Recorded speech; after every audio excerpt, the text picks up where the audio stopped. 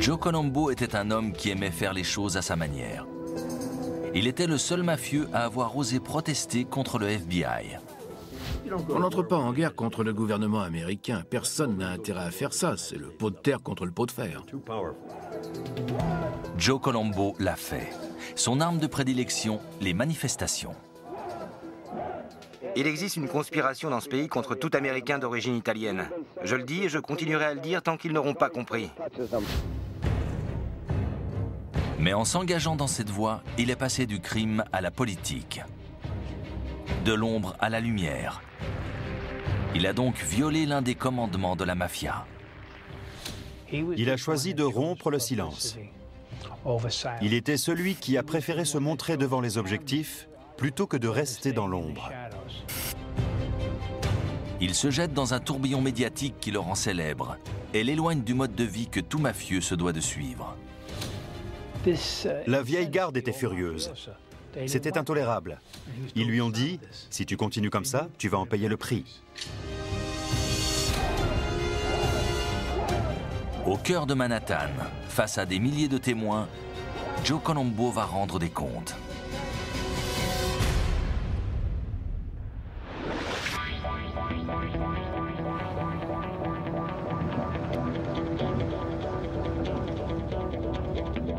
Brooklyn est un quartier de New York séparé de Manhattan par l'East River. En 1962, la mafia y règne en maître. C'est le territoire de chasse de Joseph Colombo, un mafieux de 40 ans qui connaît ses rues comme sa poche.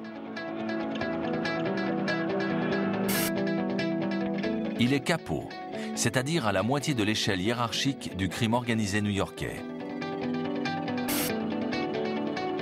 Sa famille est l'une des 5 qui dominent la mégalopole.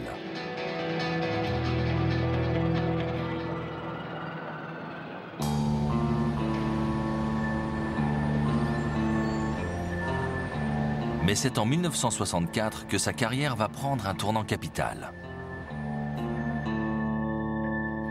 Il est convoqué par son parrain pour une entrevue de grande importance. Joe Magliocco a une mission pour lui. Un assassinat particulièrement périlleux. Joe Colombo est déjà un expert en la matière.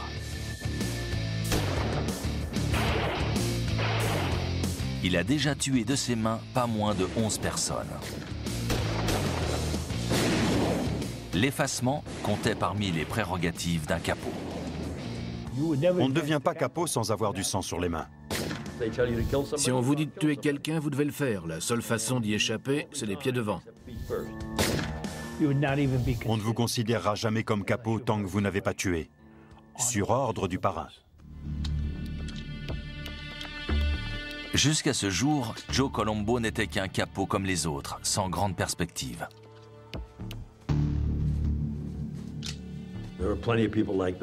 Des comme lui, il y en avait beaucoup. Il n'avait jamais rien fait de particulièrement remarqué jusque-là.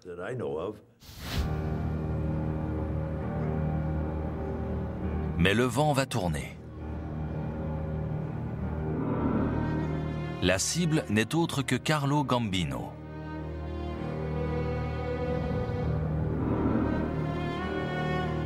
Le plus grand parrain de New York a gravi tous les échelons pour arriver à ce titre.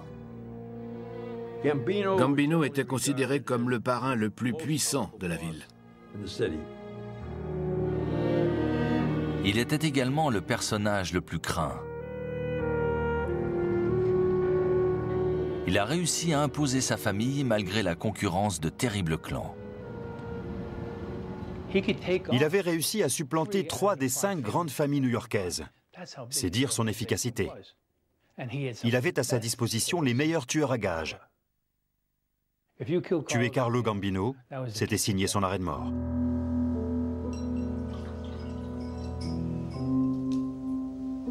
Alors, plutôt que d'exécuter le contrat, Joe Colombo décide d'alerter sa cible.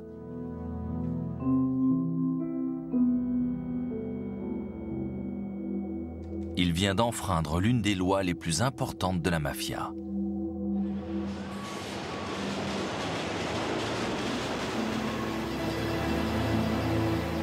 Tous les mafieux doivent se soumettre à ce qu'ils appellent les 10 commandements.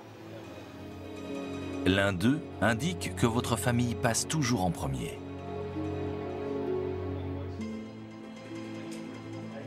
Vous jurez allégeance à votre famille et uniquement à elle. Rien ne doit passer avant elle. Jamais. Tout le reste ne peut être que secondaire.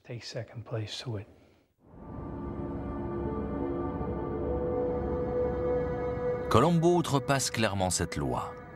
Il va voir l'homme qu'il est censé tuer, Carlo Gambino.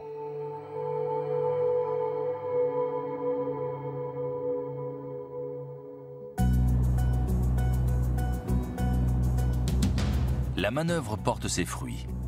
Le parrain lui est reconnaissant. Il ordonne que Joe Magliocco, celui qui a ordonné le contrat, se retire.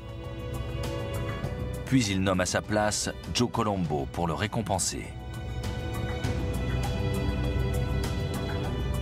Le nom de la famille est changé en son honneur. Les Profaci deviennent les Colombo en 1964.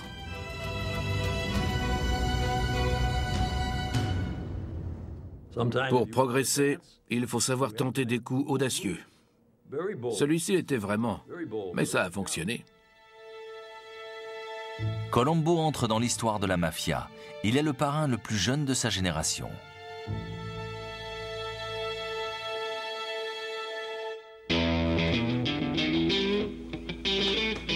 Grâce à son nouveau statut, il commence à engranger de nets bénéfices. Il peut se contenter du fruit des activités criminelles de sa famille pour vivre. Quand vous êtes le parrain, vous dirigez toute la famille. Vous avez sous vos ordres plusieurs capis devant vous remettre régulièrement un pourcentage sur l'ensemble des activités qu'ils mènent sur le territoire qu'ils contrôlent. Joe Colombo prend sa part sur des opérations très fructueuses. L'argent coule à flot. Quel que soit le domaine pouvant rapporter de l'argent, la mafia n'était jamais loin. Ils savent comment se faire une fortune à partir de rien. Il y avait le jeu clandestin. Les parties étaient parfois truquées pour rapporter un peu plus. Le jeu clandestin se présentait souvent sous forme de tables de poker installées dans un véhicule pouvant être déplacé n'importe où dans New York. On y installait même des serveuses. D'ailleurs, c'est un procédé qui existe toujours.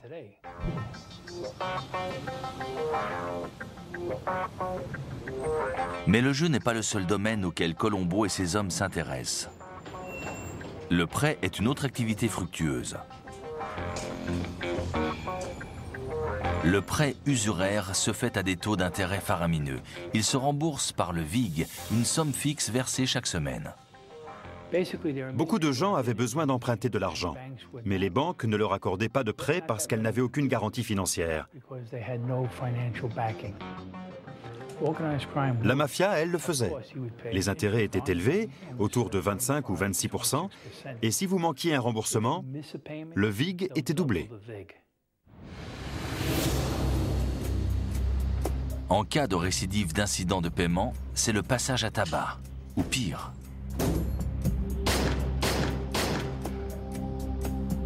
Les prêts usuraires opérés par la mafia pouvaient rapporter des centaines de milliers de dollars par semaine.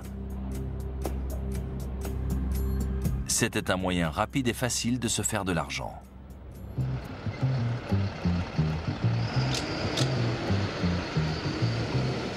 Joe Colombo donnait également dans le vol et la revente de marchandises volées.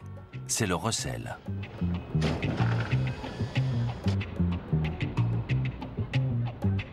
Ajoutez à cela l'extorsion, le racket à des fins de protection et la corruption de syndicats. Les syndicats aux États-Unis contrôlent entièrement un domaine professionnel. Ils intéressent les mafieux qui y voient la possibilité d'avoir la main mise sur les dockers ou le ramassage des ordures. Voilà comment Joe Colombo devient rapidement très riche. Le seul problème, c'est que sa fortune commence à attirer l'attention des autorités.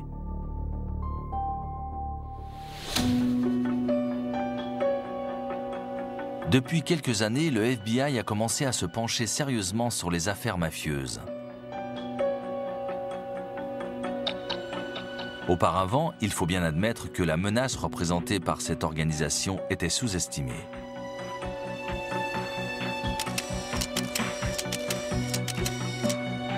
Les enquêteurs ont la mafia new-yorkaise dans le collimateur.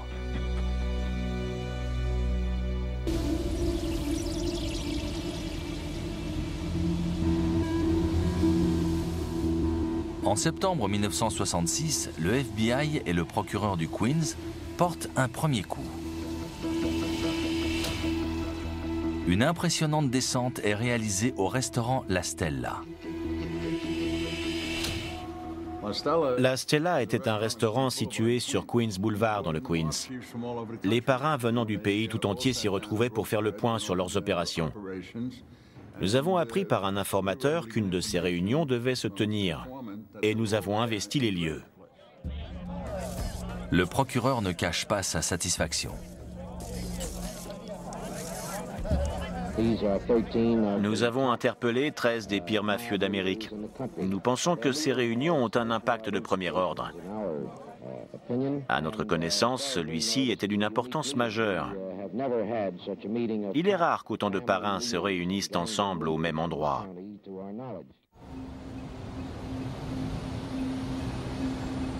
C'est le début d'une nouvelle guerre contre la mafia qui se concentrera essentiellement sur New York.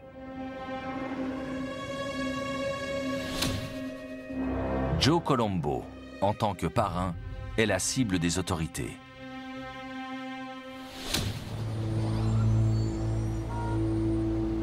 En 1966, il est cité à comparaître devant un grand jury fédéral pour une enquête sur le racket. Le grand jury est un peu l'équivalent du juge d'instruction français. Tout le monde a peur de ce qui peut se passer devant le grand jury. Il a la possibilité de vous convoquer de force. Lors de l'audition, tout ce que vous dites peut être par la suite retenu contre vous. Colombo ne peut plus rester dans l'ombre. Il est traîné en pleine lumière.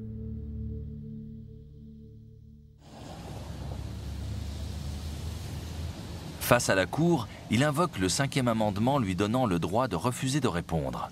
Il prétend être un honnête homme d'affaires. L'une des règles de la mafia est de ne pas faire de soi une cible. On n'attire pas l'attention des autres. Les affaires de la mafia sont nos affaires, nos choses. La Cosa Nostra. La loi du silence, l'omerta, prime par-dessus tout. Et les anciens recommandent également de faire profil bas. Cette application stricte de l'omerta coûte à Joe Colombo une peine de 30 jours d'emprisonnement.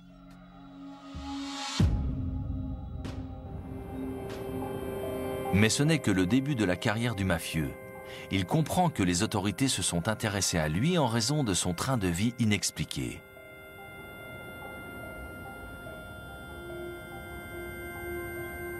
Il pense alors à une solution qui couperait l'herbe sous le pied des enquêteurs.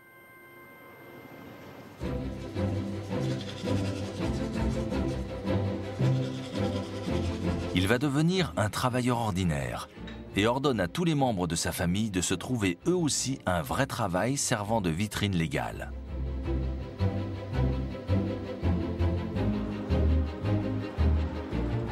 Le parrain montre l'exemple en étant embauché comme agent immobilier dans cette agence de Brooklyn.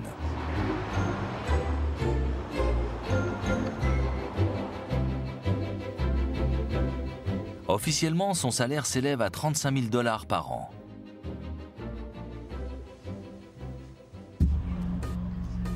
Mais bien sûr, le mafieux n'utilise pas son bureau pour vendre des biens immobiliers. Il peut néanmoins expliquer son train de vie. Et quel train de vie!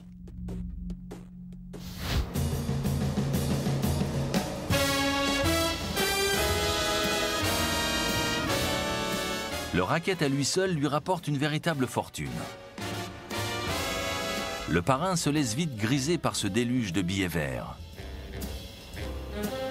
Il sort très régulièrement pour faire la fête dans les hauts lieux de la nuit new-yorkaise. Il se montre de plus en plus extravagant et exubérant. Il porte des bijoux et des costumes sur mesure et se pavane en ville au volant de voitures rutilantes. Joe Colombo aimait s'habiller comme les plus grands acteurs ou chanteurs de l'époque, comme Sinatra ou Dean Martin. Il était toujours tiré à 4 épingles. Et il ne s'habillait pas chez n'importe qui. Il portait des costumes de marque et des chemises en soie. Le tout sur mesure, bien sûr. Il soignait toujours son apparence. Tous les autres mafieux savent bien qu'il n'est pas recommandé de s'exhiber en public et d'attirer l'attention de la police.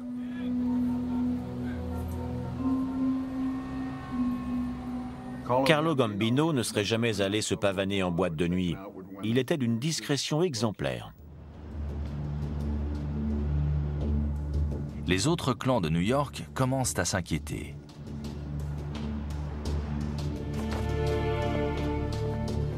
Colombo attise la curiosité du FBI et le fisc se demande si ses revenus déclarés sont en rapport avec son train de vie. Il semble bien supérieur aux 35 000 $ par an que le mafieux déclare. Le FBI décide d'enquêter.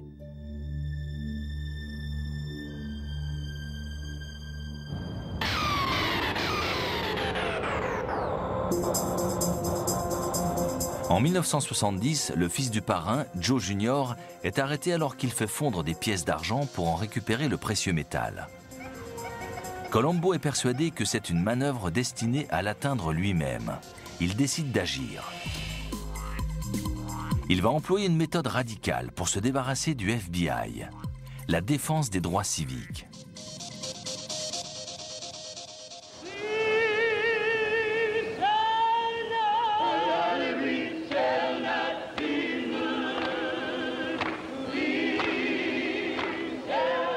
Les mouvements activistes de défense communautaire sont légion à cette époque aux États-Unis.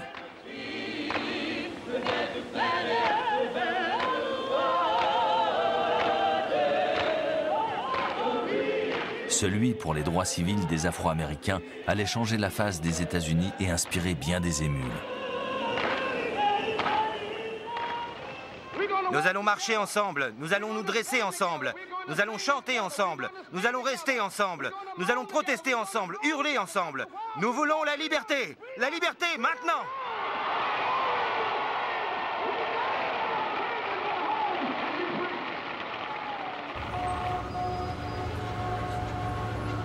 Joe Colombo leur emboîte le pas.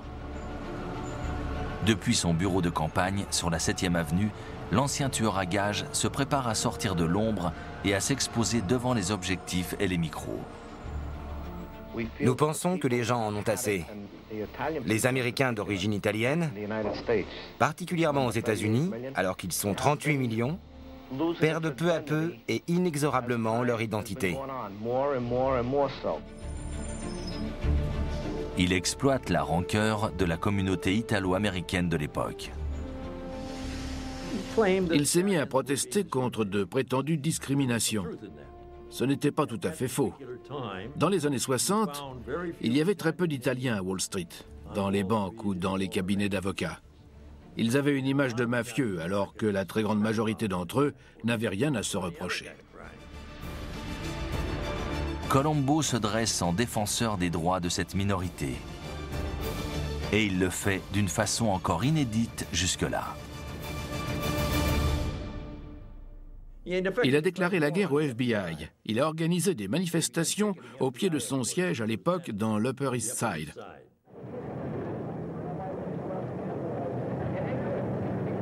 Colombo tire le premier et fait mouche.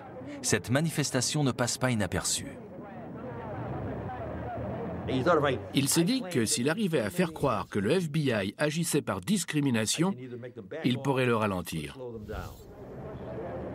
Jour après jour, une foule de plus en plus dense vocifère contre les agents entrant et sortant du bâtiment pour faire valoir les droits de la grande majorité d'Italo-Américains travaillant honnêtement.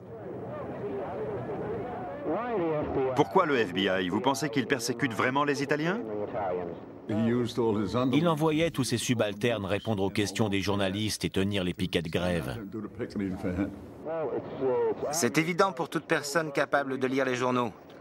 À chaque fois que l'on parle du FBI, ils sont en train de s'en prendre à d'honnêtes Italiens et de les accuser de faire partie de ce qu'ils appellent la mafia.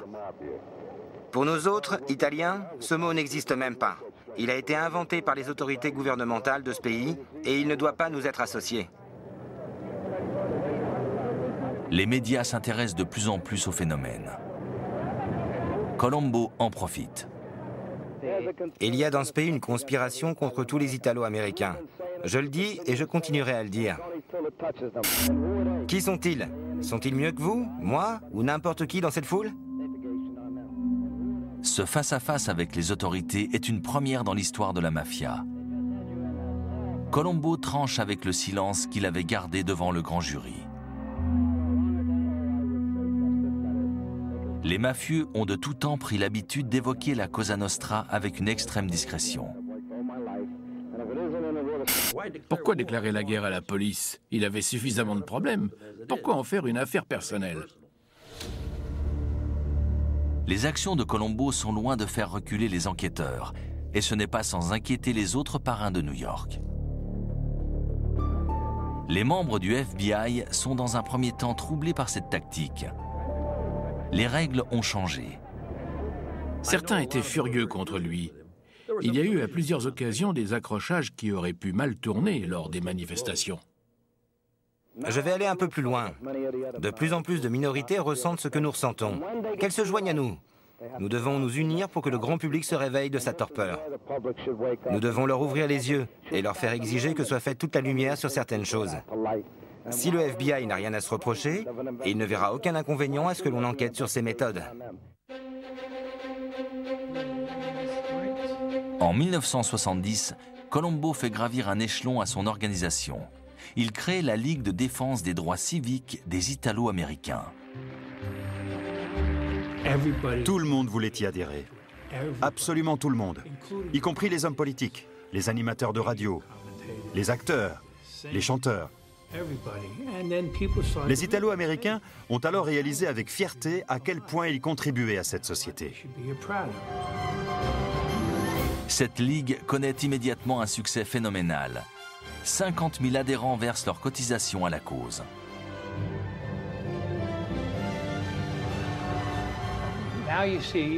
C'est Joe Colombo qui a lancé la mode des drapeaux aux fenêtres pour montrer son attachement à ses origines. On pouvait voir le drapeau italien collé à l'arrière de toutes les voitures de Brooklyn, de la plus petite à la plus grosse. Tous les conducteurs s'en procuraient un. C'était un véritable phénomène. La Ligue de Colombo parvient à remporter de grandes victoires. La campagne s'étend bientôt aux échelons corporatistes les plus élevés. De grands noms de l'industrie, automobile comme pharmaceutique, sont pris pour cible et accusés de discrimination envers les Italo-Américains. Des dirigeants sont licenciés. La mafia parvient même à refaire l'organigramme de géants de la grande distribution. Même Hollywood subit la colère de la Ligue.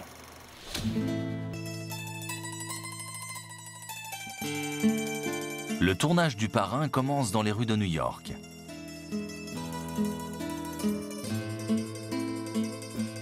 Mais il est retardé par de nombreuses grèves et blocages. La Ligue arrive à la rescousse, proposant aux producteurs d'arranger les choses si les termes « mafia » et « Cosa Nostra » sont retirés du script.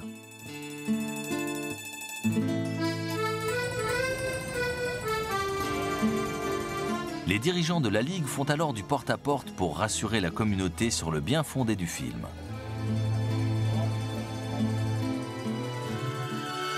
Finalement, le tournage peut reprendre et ne sera plus interrompu jusqu'à la fin.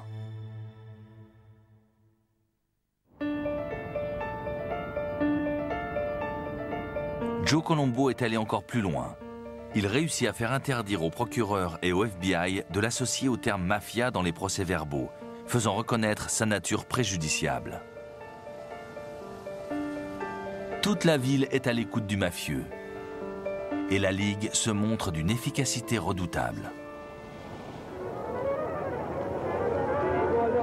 En 1970, Colombo est prêt pour le grand coup d'éclat de sa Ligue. Une journée de ralliement de tous les Italo-Américains à Columbus Circle, au cœur de Manhattan.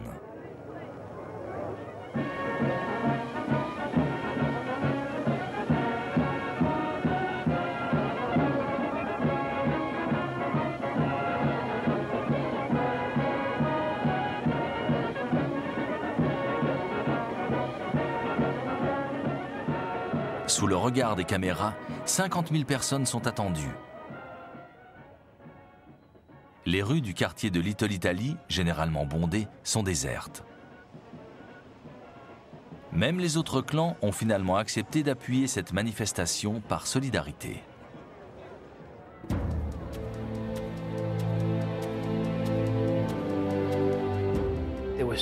Les médias étaient partout.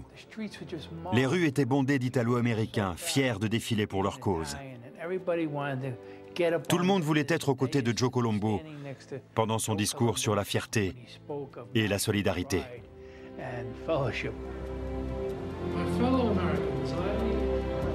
Le mafieux s'en prend encore une fois aux forces de l'ordre. Il a réussi sa conversion. De parrain, il est devenu activiste.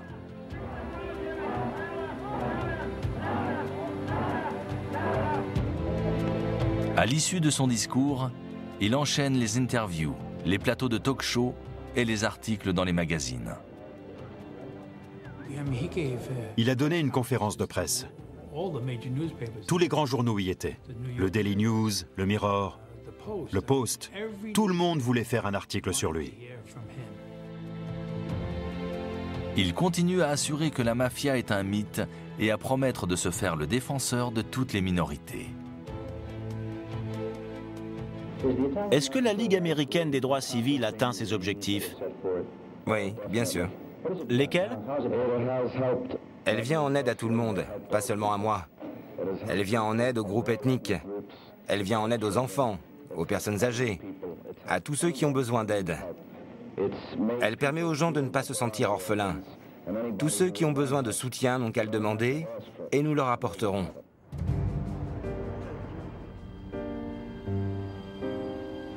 Jusque-là, la Ligue de Joe Colombo conserve une certaine légitimité. Mais le vernis commence à disparaître. Colombo est toujours un mafieux. Cette organisation n'est peut-être qu'un autre moyen de se faire de l'argent. La Ligue créée par Joe Colombo avait pour but de lutter contre les discriminations. Au fond, c'était loin d'être une mauvaise idée, mais il n'était pas le mieux placé pour le faire. Il ne fait aucun doute qu'il était le pire individu imaginable pour représenter la communauté italo-américaine. En fait, derrière ces bonnes intentions se cache un tout autre dessein.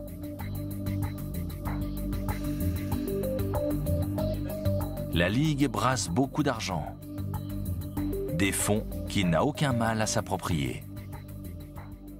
Joe Colombo a fondé la Ligue italo-américaine des droits civiques dans l'unique but de se faire de l'argent. Un point, c'est tout. C'était son seul objectif. Il forçait les commerçants de Brooklyn à mettre son autocollant bien en évidence sur leur vitrine, sans oublier le drapeau italien avec le chiffre 1 imprimé dessus. Et tous les bénéfices qu'il tirait de ses ventes atterrissaient tout droit dans ses poches. Un sénateur d'origine italienne a dit un jour « Ne vous laissez pas berner par Colombo ». Non seulement Joe Colombo enfreignait la loi de la discrétion, mais il commençait également à attiser la jalousie et la suspicion au sein même de sa propre famille. Son mentor, Carlo Gambino, lui lance un avertissement. Carlo lui a dit « Arrête, on ne veut pas de ça. Si jamais tu continues dans cette voie, tu devras en payer le prix. » Mais le mafieux ignore ces mises en garde. Il se croit intouchable. Il est au sommet de sa gloire médiatique et compte bien ne pas en redescendre. 1971 sera son année. Il était narcissique. Il a cru qu'il pouvait se prendre pour le big boss de son organisation qui n'était autre que la mafia. Hélas, le vent tourne. Le FBI contre-attaque.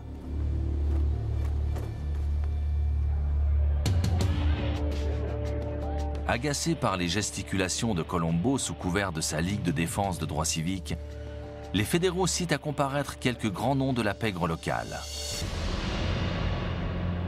En décembre 1970, Joe Colombo est arrêté, ainsi qu'un de ses hommes, Rocco Miraglia.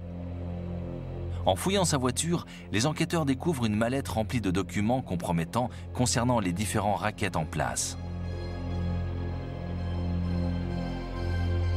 Pire, ils mettent la main sur les noms d'autres parrains.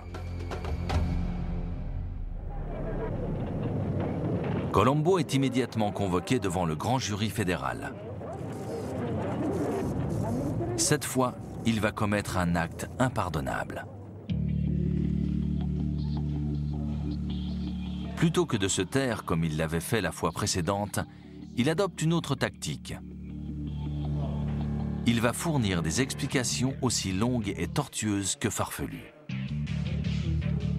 Il explique que le livre de compte saisi, où figurent d'importants transferts d'argent, n'a rien de douteux. Les 30 000 $ jouxtant un certain Carl, par exemple, représentent la somme donnée par Carlo Gambino, un parrain redouté.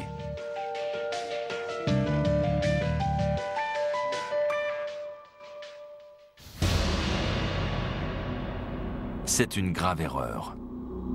On n'implique jamais un parrain devant le grand jury, surtout quand c'est pour mentir. Les répercussions vont être immédiates.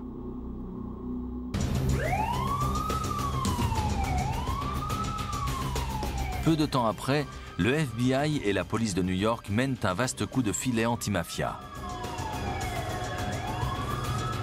Carlo Gambino, lui aussi, est pris pour cible. Il est arrêté. Il est clair que ce sont les déclarations de Colombo qui ont mis les enquêteurs sur sa piste. Et il compte bien le lui faire payer. Son comportement a commencé à inquiéter les autres parrains. Tous les mafieux de la ville enrageaient. Ils voulaient le silence, la discrétion, rester dans l'ombre. Joe les a mis en pleine lumière. Les jours de Colombo sont comptés.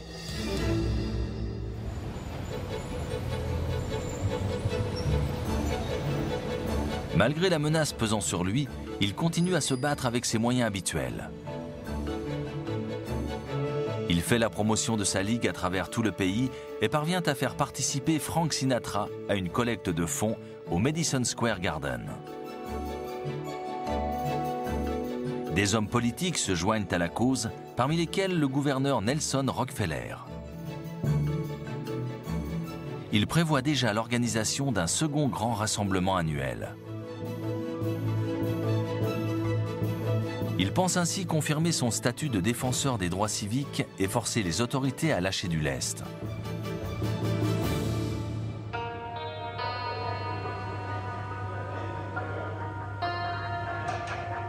Mais ses ennemis sont désormais ses anciens alliés. Et un vieil adversaire de ses débuts attend tranquillement de pouvoir prendre sa revanche. Joe Gallo, dit le dingue, observe les événements depuis sa cellule. Joe Gallo était surnommé le dingue, pour une bonne raison. Il était complètement déjanté. Pour vous donner une idée de son style, il avait une boîte de nuit à Brooklyn. Il avait installé un puma dans le sous-sol pour intimider les victimes de son racket. Quand quelqu'un lui devait de l'argent et qu'il traînait à rembourser, il leur faisait faire connaissance.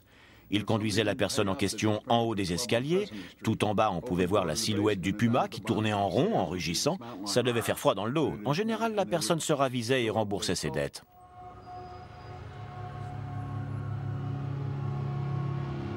Joe Colombo et Joe Gallo ont un contentieux. Avec ses deux frères, Larry et Albert, ce dernier a tenté il y a quelques années de renverser le clan Colombo. Dans les années 60, la boîte de nuit de President Street, tenue par les Gallo, a été le théâtre d'une insurrection sanglante. Colombo finit par trouver un compromis avec Larry et Albert, alors que Joe était jeté en prison. Le dingue attend depuis de prendre sa revanche. Tout ça, c'était de la jalousie. Gallo voulait être le boss de la famille.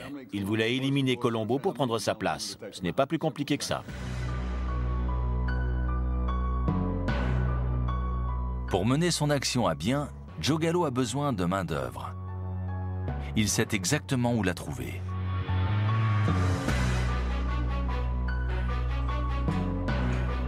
Derrière les barreaux, il a noué des contacts avec des gangsters afro-américains de East Harlem. Une alliance comme celle-ci, la mafia n'avait jamais songé à en réaliser. Les deux clans sont farouchement opposés. Mais Joe Gallo était en avance sur son temps. Il sait très bien que l'union fait la force.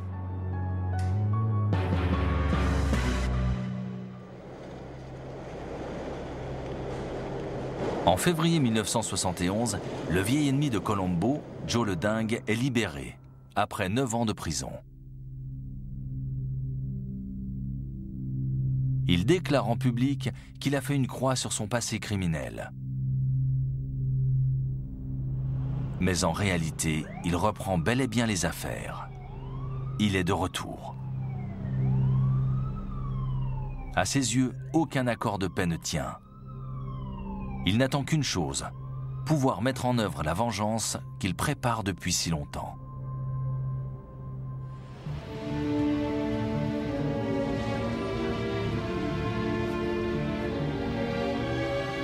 Au mois de juin 1971, tout est prêt pour accueillir le second grand ralliement des Italo-Américains, sous l'égide de la Ligue de Joe Colombo, toujours à Columbus Circle. L'année précédente, cette manifestation avait attiré des centaines de milliers de personnes.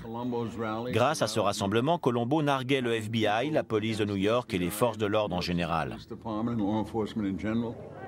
Nous nous maintenions à une certaine distance pour prendre des photos et observer qui se rendait sur place.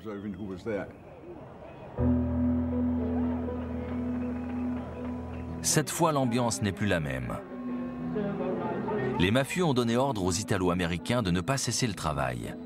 Seules 40 000 personnes répondent à l'invitation.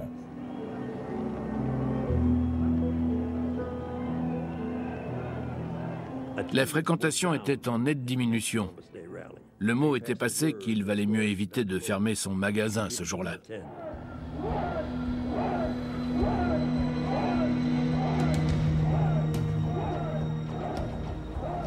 Un peu avant midi, Joe Colombo monte sur le podium pour prendre la parole.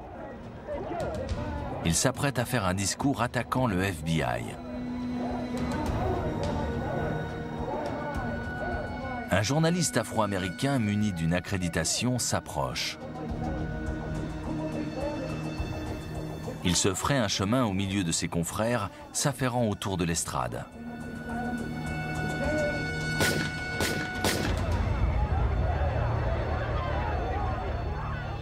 C'était le moment fatidique pour Colombo. Le tireur s'est approché, a sorti son arme, lui a tiré en pleine tête et l'a tué net.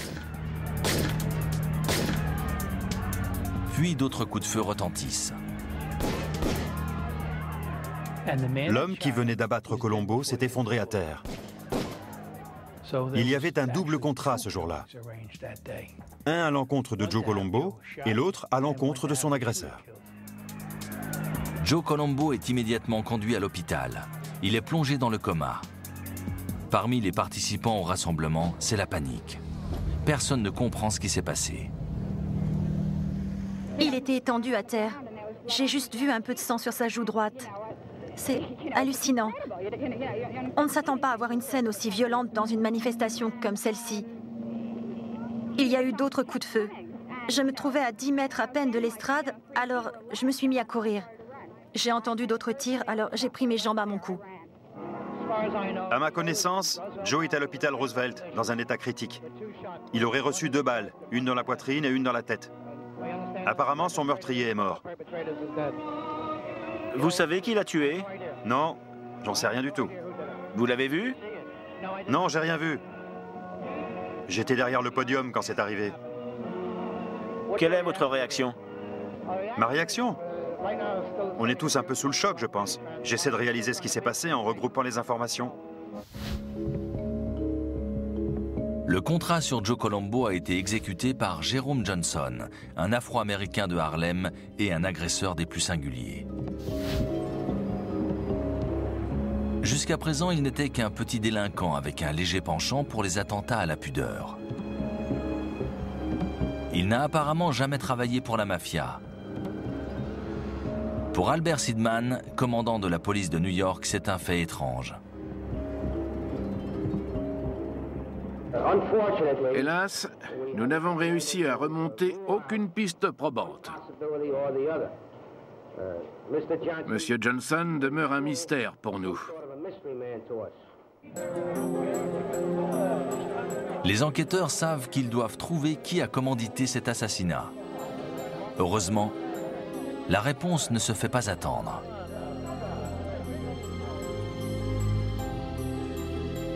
Ils parviennent à lier le meurtrier à Joe Gallo, dit le dingue. On entend dire par la rumeur que Joe Gallo aurait posé un contrat sur la tête de Joe Colombo. Pour l'instant, ce ne sont que des rumeurs. Nous n'avons aucun moyen d'affirmer que c'est le cas actuellement.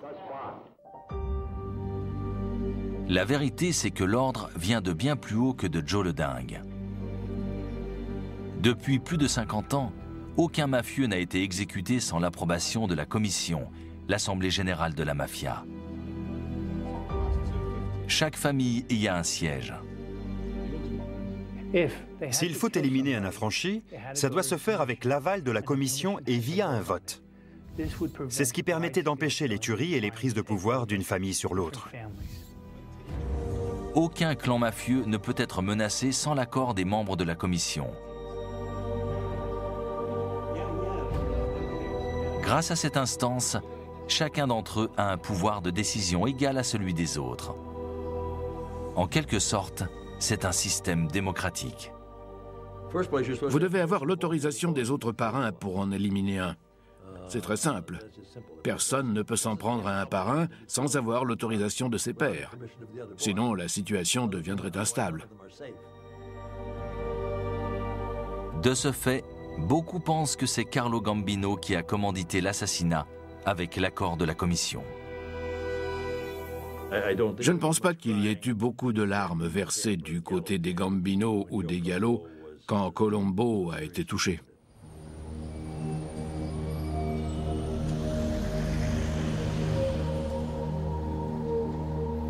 Comme souvent quand la mafia est impliquée, l'affaire de la fusillade de Columbus Circle reste non résolue. Aucune preuve n'a pu désigner Gambino. Il semblerait que Johnson ait eu des relations avec le clan de Carlo Gambino. Mais rien ne prouve jusqu'à présent que le milieu du crime organisé soit impliqué dans cette affaire.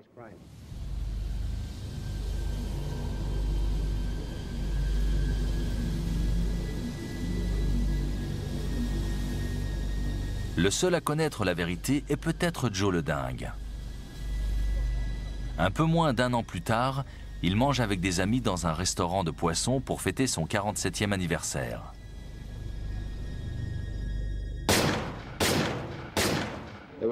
Ils étaient assis à la table du fond.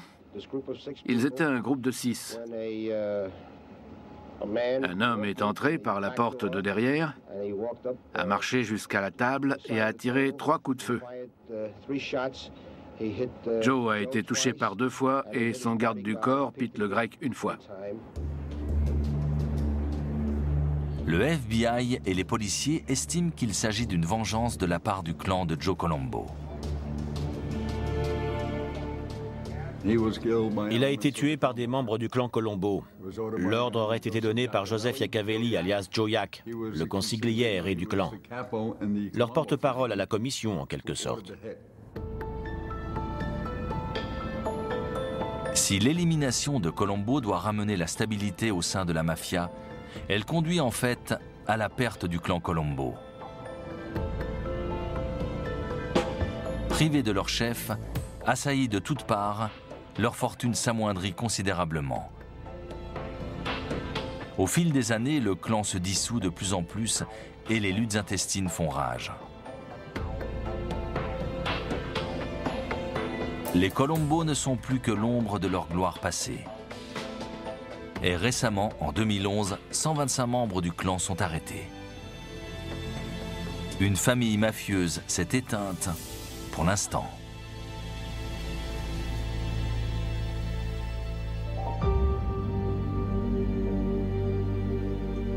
Quant à Joe Colombo, il n'a jamais repris conscience depuis son agression.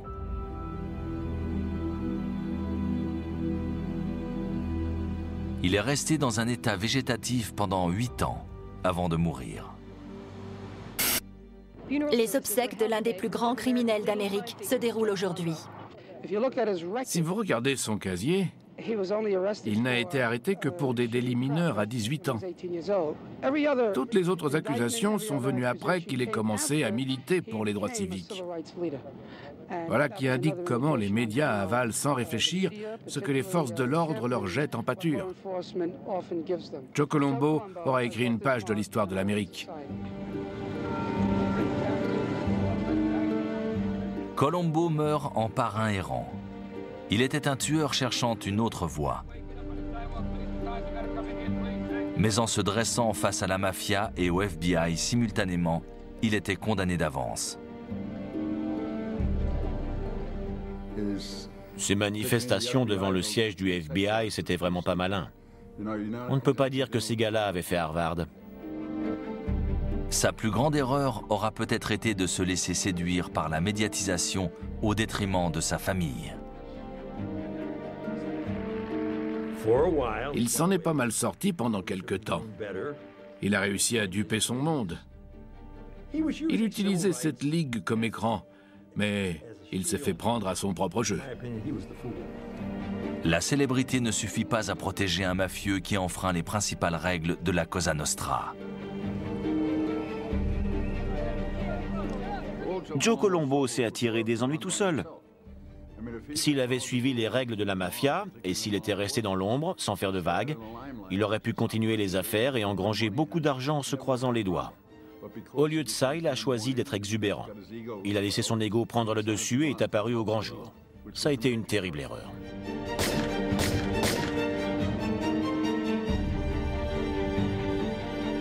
Quant à cette Ligue de défense des droits civiques, elle a disparu du jour au lendemain.